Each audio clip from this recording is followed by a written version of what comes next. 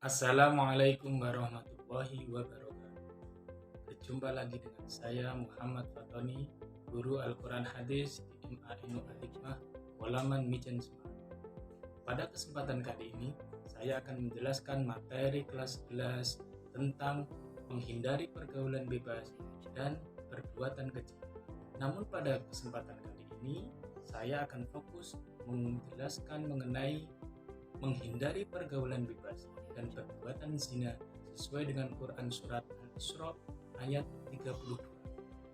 Sebelum kita berbicara mengenai pergaulan bebas, kita harus paham dulu apa makna pergaulan bebas, kemudian bentuk dan jenis pergaulan bebas, dan nanti bagaimana cara mengatasi pergaulan bebas. Untuk itu silakan simak video berikut ini. Pergaulan bebas. Untuk membahas pergaulan bebas, kita bahas dulu pengertian dari pergaulan bebas. Pergaulan bebas diartikan sebagai bentuk perilaku menyimpang yang melewati batas norma dan kewajiban. Salah satu ciri yang menonjol dari pergaulan bebas adalah perbuatan yang dilakukan tanpa memedulikan benar salah menurut agama. Dalil tentang larangan pergaulan bebas bisa kita lihat di Quran Surat Al-Isra ayat 32. Wala taqrabuz zina innahu kana fahisha wa sa'a sabila. Dan janganlah kamu mendekati zina.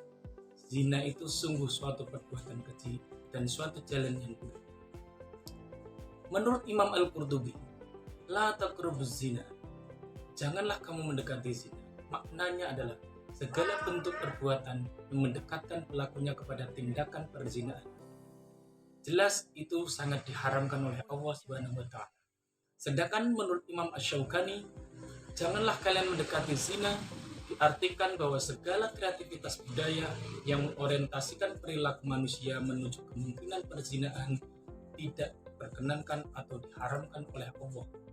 Oleh karena itu, Quran Surat Al-Isra ayat 32, Allah melarang kita untuk mendekati zina.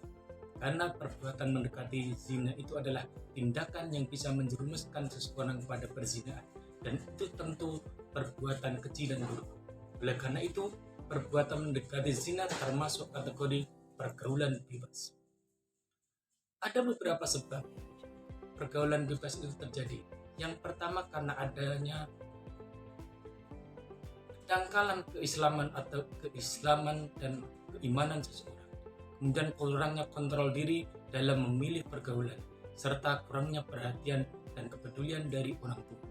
Contoh dari pergaulan bebas ini bisa berupa pacaran, seks bebas, mengkonsumsi narkoba, pergaulan malam, dan lain sebagainya.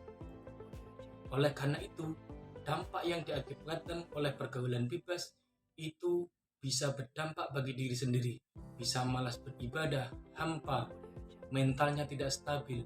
Kemudian yang paling mengerikan, bisa terjadi kehamilan di luar nikah.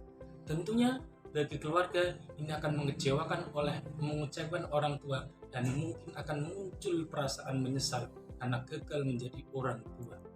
Kemudian bagi masyarakat tentunya akan merebaknya pelanggaran norma agama dan masyarakat. Oleh karena itu, bagaimana cara mengatasi pergaulan bebas?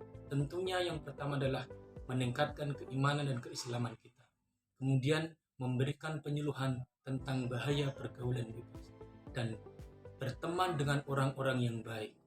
Dan berikutnya adalah mengisi waktu luang dengan hal-hal yang bermanfaat.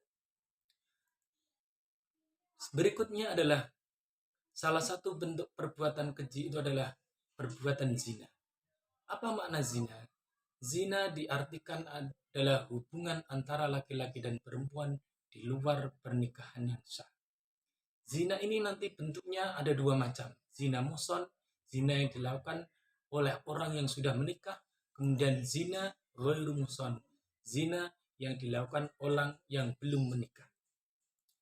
Ada beberapa pemicu perbuatan zina. Yang pertama adalah melihat aurat, baik secara langsung maupun tidak langsung. Entah itu dengan video, gambar, dan lain sebagainya, yang bisa menimbulkan dan membangkitkan gairah seksual, seperti melamun yang tidak perlu, berpacaran, berdua-duaan, dan lain sebagainya. Tentu ini menjadi pemicu awal orang untuk melakukan perbuatan zina. Yang berikutnya adalah mendengarkan hal-hal yang mengandung hawa nafsu. Banyak sekali lirik-lirik lagu, kemudian perselingkuhan, pacaran, dan lain sebagainya. Jika ini didengarkan terus-menerus, maka akan menjadi hal yang biasa. Dan ini bisa menghantarkan kepada berhayal dan berangan-angan yang tidak baik. Yang ketiga, pemicu dari perbuatan zina adalah pergaulan bebas antara laki-laki dan perempuan yang tidak mempedulikan norma atau etika sosial, budaya, dan agama. Ukurannya adalah pergaulan bebas itu adalah mengumbar hawa nafsu tanpa batas.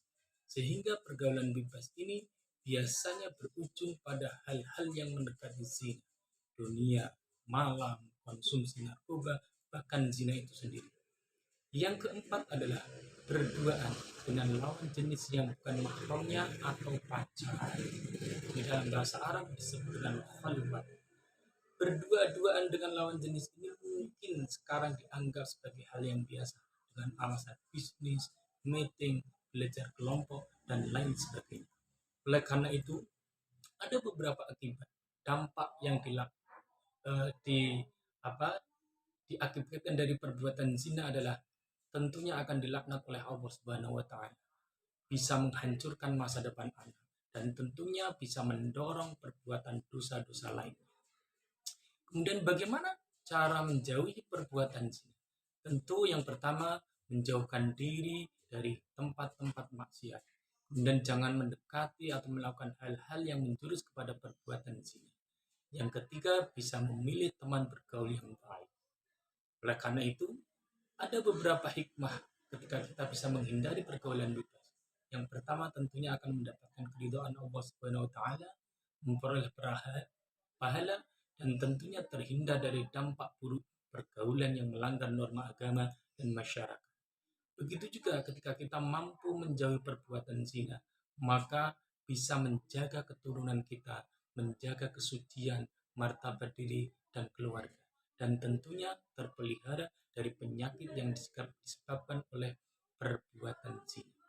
Oleh karena itu, dari berbagai penjelasan di atas dapat kita simpulkan bahwa Allah mengharamkan umat Islam melakukan perbuatan bebas, pergaulan bebas, dan perbuatan zina karena keduanya memiliki banyak dampak yang tidak baik dan tidak ada manfaatnya.